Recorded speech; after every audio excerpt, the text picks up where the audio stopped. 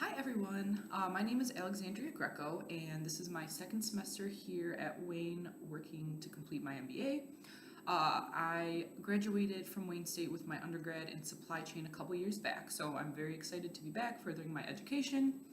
I currently work at Ford Motor Company in their smart mobility space. I rotated here from the purchasing function and I've been in my current role for about 6 months. Prior to this role, I was buying components for their hybrid vehicles, which is actually a perfect segue into the broadening your perspective case that I was assigned. I was assigned BYP12, which states cost, volume, profit analysis can also be used in making personal financial decisions. For example, the purchase of a new car is one of your biggest personal expenditures. It is important that you carefully analyze your options. Suppose that you are considering the purchase of a hybrid vehicle.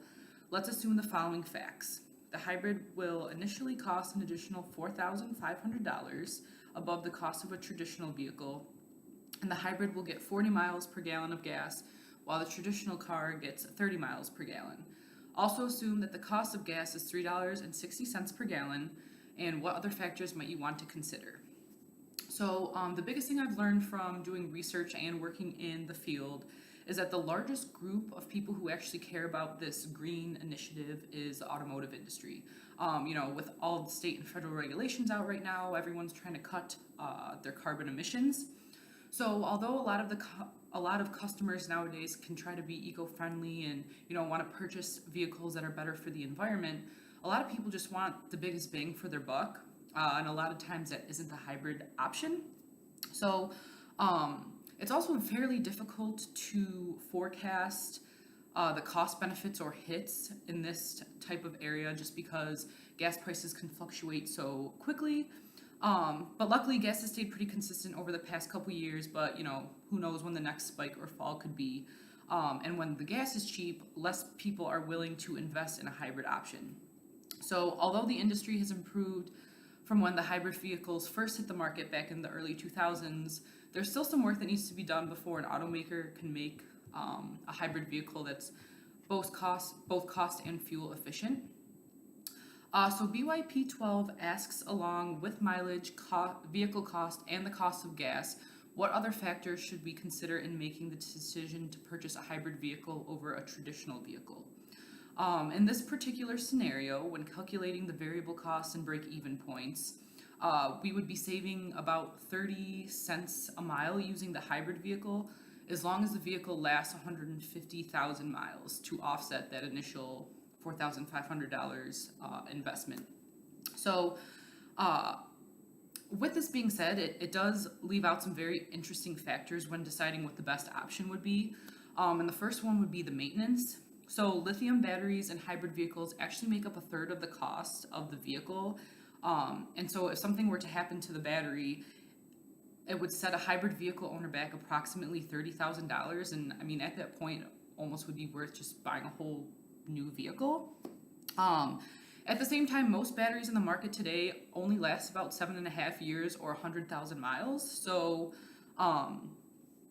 sometimes it doesn't always make the most sense. Along with this, not all environments would make the most sense for hybrid vehicles. So this plays back into the first point. So if you live in a city with many hills, potholes, or all around just a more rigid terrain, you may find that you would need a vehicle with a little more horsepower, or, again, imagine driving over a pothole and completely ruining your battery, and now you have to invest in a whole new battery pack. So that's a big thing when vehicles are also deciding. And then on a more positive note, there are also some states and cities that actually offer incentives for buyers to purchase hybrid vehicles. So states like Colorado and California actually offer like cashback options and certain benefits for drivers. They have their own special lanes to drive in when they purchase a hybrid vehicle. So depending on what the benefits could be, you might find that it could offset the cost of the vehicle. So what I found the most interesting when doing this research is that hybrid vehicles don't actually make that big of an impact on the environment that we think.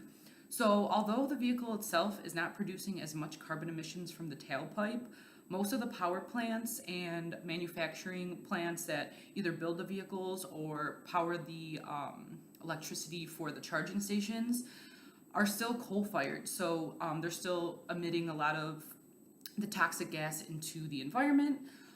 So with that being said, unless you can afford a solar-powered charging station, or our cities and companies, look at the bigger picture and try to invest in more eco-friendly ways of producing power, then most hybrid vehicles actually still have a negative impact on the greenhouse gas pollution that a regular vehicle would.